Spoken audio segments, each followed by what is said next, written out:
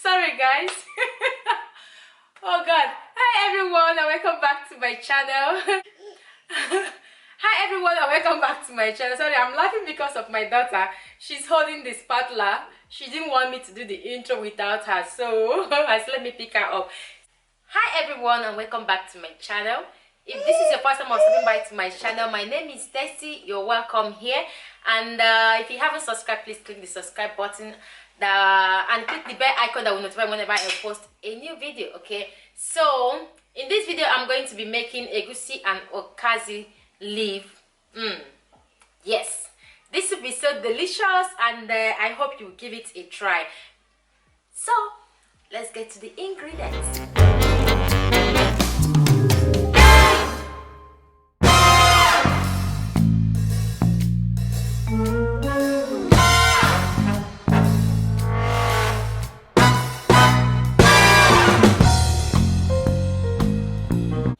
So guys, these are the ingredients I'm going to be using: some tomatoes, bell pepper, onion. Here I have Okazi leaf, and there is stockfish and smoked catfish, and have fresh onion, green pepper and one yellow pepper, oil, crayfish and locust beans, which is ogiri. And this is the egusi that I'm going to be using. The meat I'm going to be using is cooking, which I'm going to be showing you right now. This here. So the first thing I'm going to do, I'm going to add a little bit of water into that tomatoes and bell pepper and allow them to cook for 10 minutes. So while that is cooking, I'm going to blend my egusi to powder.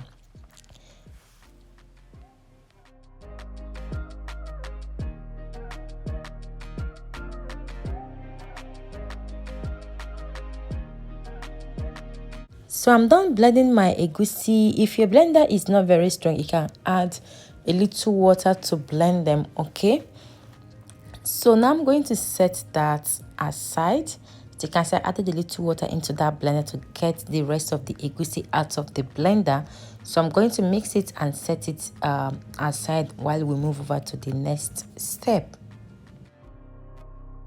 So for the next step, I'm going to add the tomatoes and the bell pepper and onion into my blender. You can choose not to cook it, but cooking it will give you egusi a different taste. Like I said, I allow that to cook for 10 minutes before taking them out of the heat.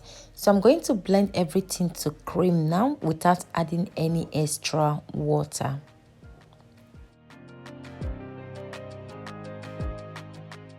So here I'm done blending the egusi, the pepper and tomatoes. Now I'm adding my oil into my pan. I'm using a mixture of red oil and vegetable oil. You can use only red oil, okay? So I'm going to allow the oil to heat up, and now I'm adding the chopped half onion that I showed you earlier. So I'm going to allow the onion to saute, and while the onion is sauteing, I'm going to add my pepper inside the onion and oil. I'm also going to be adding other seasonings such as crayfish. If you have ogiri, which is locust beans, you can add. If you don't have it, just keep it, okay? It doesn't matter. But if you have it, go ahead and add a little bit inside. So I'm not going to allow them to saute. Sorry guys, when I was adding the pepper, I didn't know that my camera wasn't on. So all I added is the blended bell pepper and tomatoes that I showed you earlier. So guys, I'm just going to allow that to cook until the oil started coming out, okay? So this is after our 10 minutes. As you can see, the oil have started coming out, means the oil, the bell pepper and the tomatoes are almost cooked. So I'm going to add my smoked dry fish and the stockfish inside at this point. So I'm also going to be adding the meat I'm using. So just go ahead and add all the meat. The meat was cooked halfway. I didn't like properly cook them because I wanted them to cook into the sauce, okay? So I'm going to stir everything. After stirring them, I'm going to allow them to cook for more 5 minutes, just like the sauce to cook for more 5 minutes before adding the egusi. So I'm going to season it with 1 nut cube now. Just stir everything. I'm also going to be adding just a little bit of salt.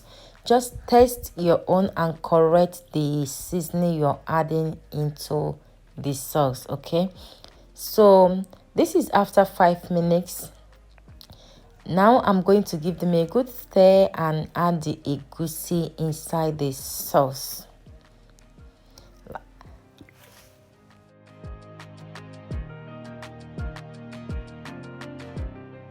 So guys, this is optional. If you want the egusi to have a really like lumps, you can choose not to stir them at this point. You can just allow them to cook for about 5 minutes before stirring them. But I wasn't going for that. Like I was not going for that type of egusi. So I'm giving them a good stir at this point.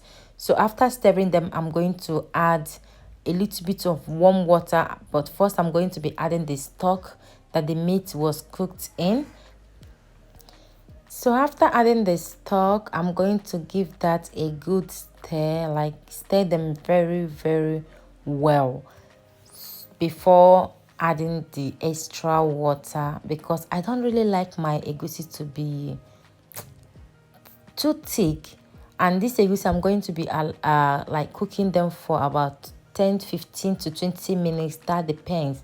So I added a little bit of salt. Now I covered them to cook.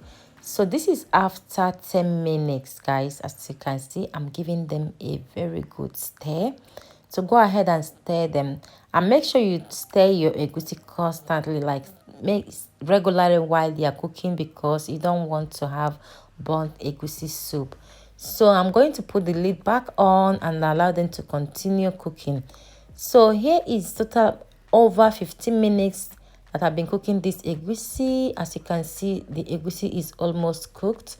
I added extra water into it to enable them to cook well. So now I'm going to put the heat back on again, because I want the water to like cook down a little bit before adding the Okazi leaf. So the Okazi I'm using is frozen Okazi. So I took them out of the freezer. So I'm just going to throw them into the soup and allow them to defrost in there. Yep. So I allowed the Okazi to stay in there for about 3, 4, 5 minutes. Now I'm going to gently stir them, like gently stir this, because if you do it fast, and while I was doing this, I put the heat down to the lowest, because you don't want to do this over a very high heat. If you do it over a very high heat, your kitchen is going to be a mess. Well, the kitchen is already a mess, but it's going to become like worse. So I'm going to give them, like stir them and make sure that there is no frozen part of the Okazi inside the soup. So as you can see, after adding the Okazi, the soup becomes thick, and like I said earlier, I don't like thick egusi soup. So I'm going to be correcting the consistency with a little bit more warm water, and allow this to cook for another 5 minutes. You can allow them to cook more than that, but I'm going to allow them to cook for 5 minutes, and this soup is ready to go.